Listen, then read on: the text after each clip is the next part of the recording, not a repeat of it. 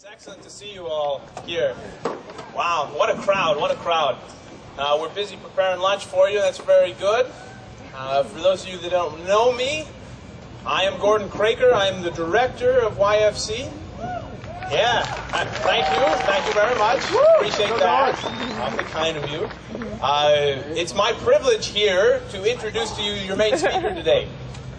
You know, I'm really excited to introduce him, mostly because I don't think I'll ever get to introduce a speaker again who has more tattoos than his entire audience. But, thank you. But yes, we'll be hearing from Brian Welch. Yeah. Apparently they like you. Brian Welch, for those two of you that haven't read any of the fair material or haven't gone online and Wikipedia'd it, Brian Welch was the lead guitarist in a band called Korn. Exceptionally famous band. What they sell? 40 million records, I think, album? Yeah. Something to that effect, you know, a few here and there. And they were enormously popular. But it's interesting because there's a different reason why we're all gathered here today. We're not coming to celebrate a celebrity. I had the privilege of picking Brian up from the airport. Very quickly I realized there was something wrong with Brian. And I realized he was too humble. When you read about rock stars in the newspaper and the tabloids, when you see them throwing tantrums and things, you usually envision someone that will treat you like dirt. But Brian, even though he was our guest, immediately tried to make us feel welcome and us feel comfortable. And there's something unique here. We're going to be hearing his testimony, his story from his mouth. And it's an amazing thing because it's a universal story. It's a story about freedom, about love, about transformation. It's something that resonates with the souls of people. It's something that resonates with the souls of his former fans and resonates with us and people that have never even heard of him. And it's a fantastic story. And really that story, I think, is rooted in the biblical transformational love of Christ.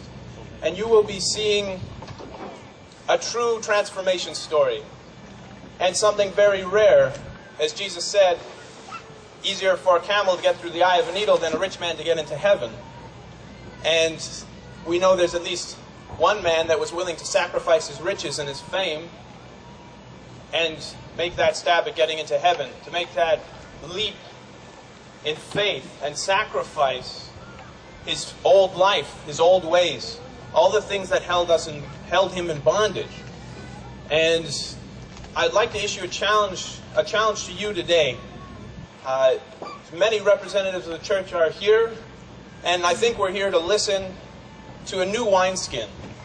Listen to the challenge to the church to reach out and become all we can be, to truly sacrifice the things that hold us in bondage, the things that keep us from the love of God, be it anger, be it addictions, pornography, drugs, alcohol.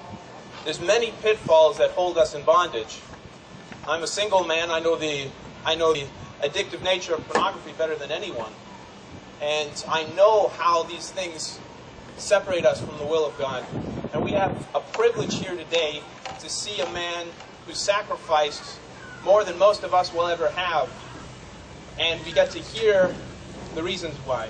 And I'm really excited to be here. Thank you so much for coming. Brian, if you'd come up.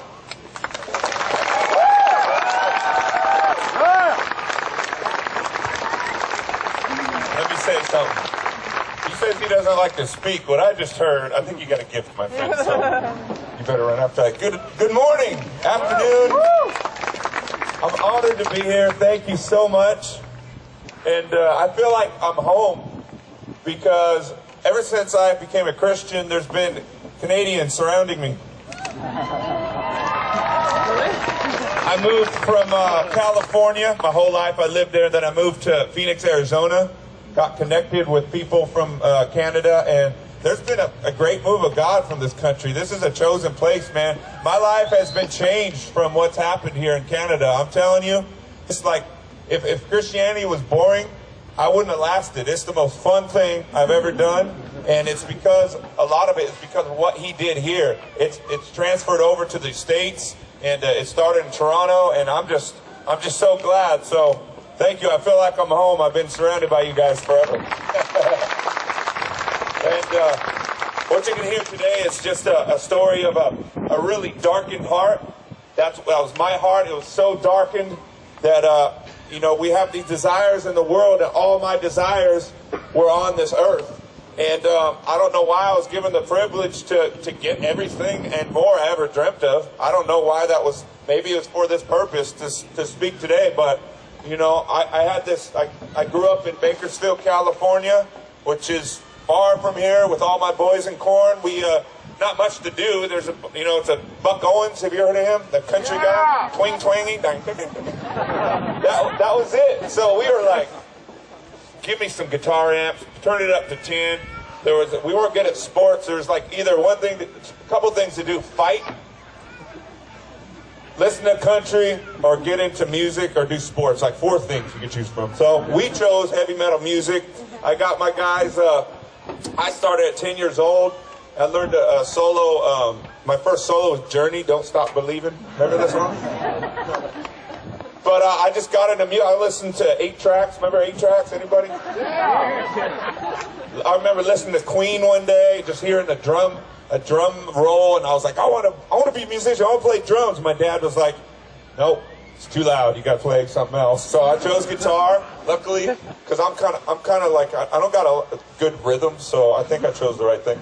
But anyway, I met the guys. I got pretty good right away. I don't know. I got bullied a lot when I was in junior high, so I just would hide away in my room and just listen to my heavy metal music. I had posters of Ozzy Osbourne, Iron Maiden, Motley Crue, all this stuff, and I didn't grow up in a church, religious family at all, but around when I was in junior high school, because I was getting bullied so much, and I just was little, I didn't fight back, but this Christian guy came into my life, and I hung out at his house. His family was so nice to me, and like he treated me well, and it was just, I was like, wow, man, this is way different from how my life has been the last 3 years.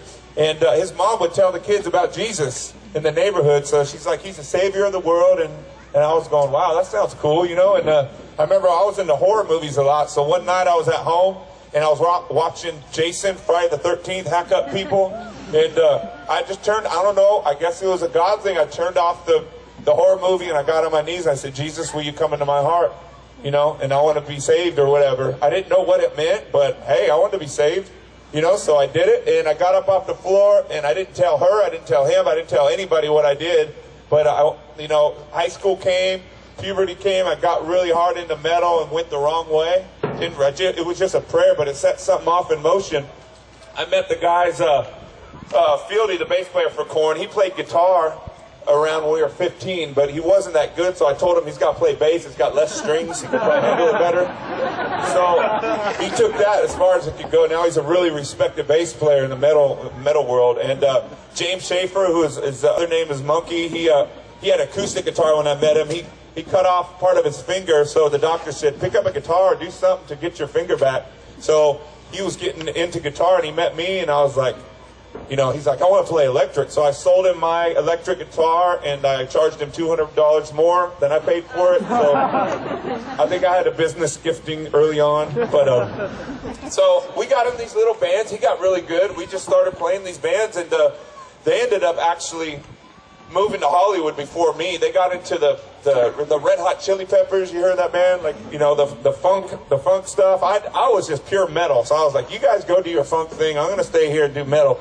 So they moved to LA and tried to make it like that. And I stayed with my girlfriend. She ended up breaking my heart. The first time I experienced massive depression, because I was with this girl for 2 years, and I was like, I wanted to kill myself when she was gone. It felt like somebody died in my life. It's just one day here with me every day, and the next day gone. So I was really depressed.